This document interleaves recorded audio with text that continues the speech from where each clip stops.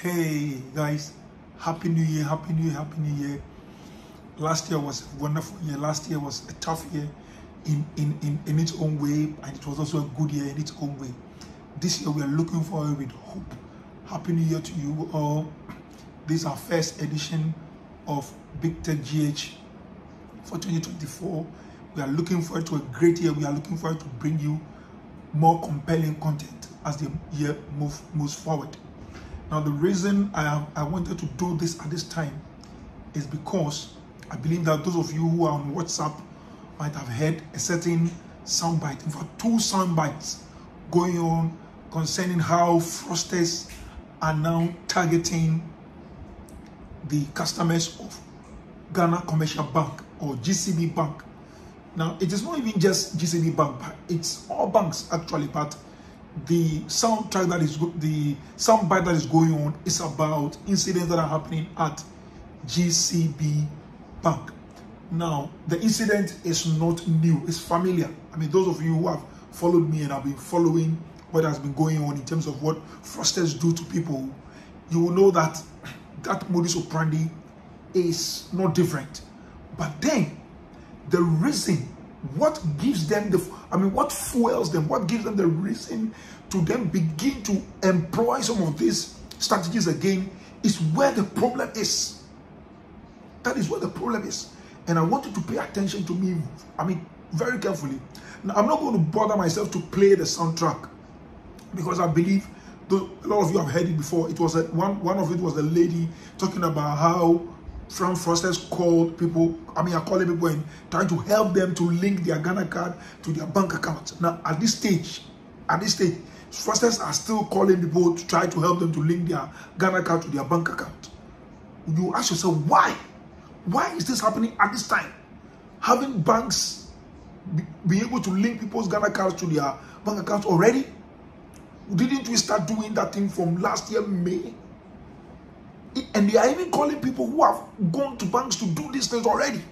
So I'm going to come there. Now the other one too, the same.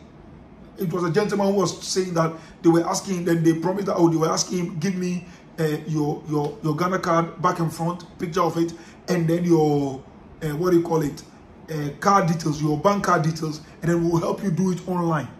Now for the lady's story, it made what she says was that people actually send those details to people and all their accounts have been emptied.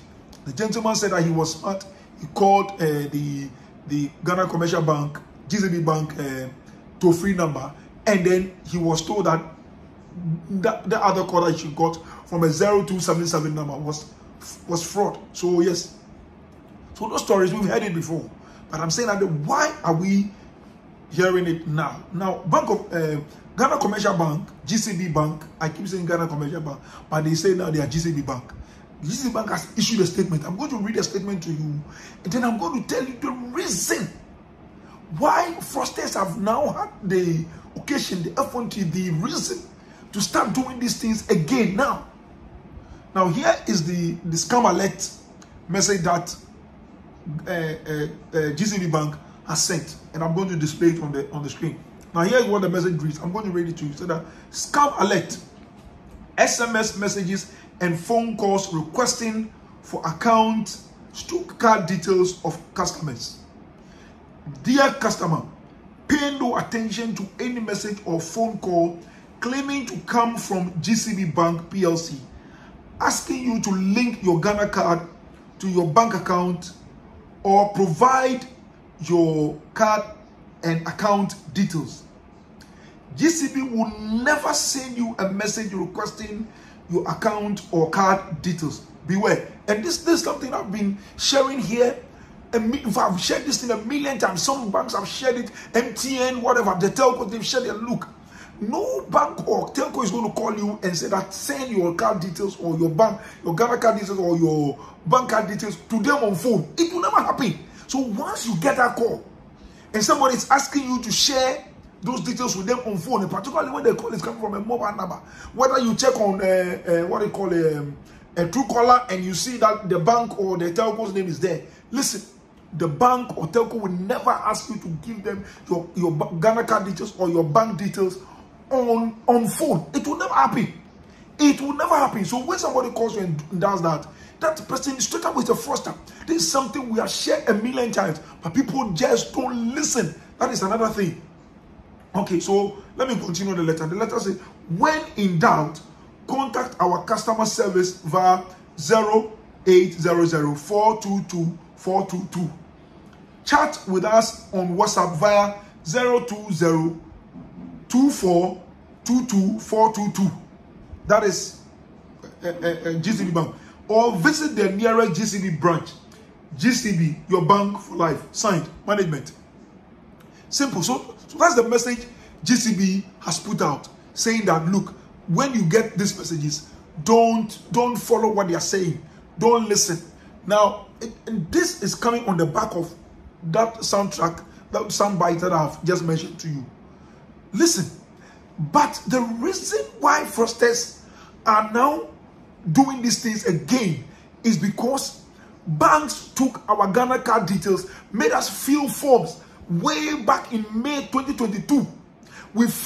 Some of us visited the banks. Even when you listen to the voice, the gentleman said that he went to Sumanya, I went to my bank, filled forms. We did all these things. And they said that they were going to link our Ghana card details to our bank account so that we will not be charged e-levy when we are sending money from our account to a wallet or wallet to account. As I'm talking to you today, if some banks are calling customers to come and update. They say the word they use is update your details. But when you go, you fill a complete form. I went to SD.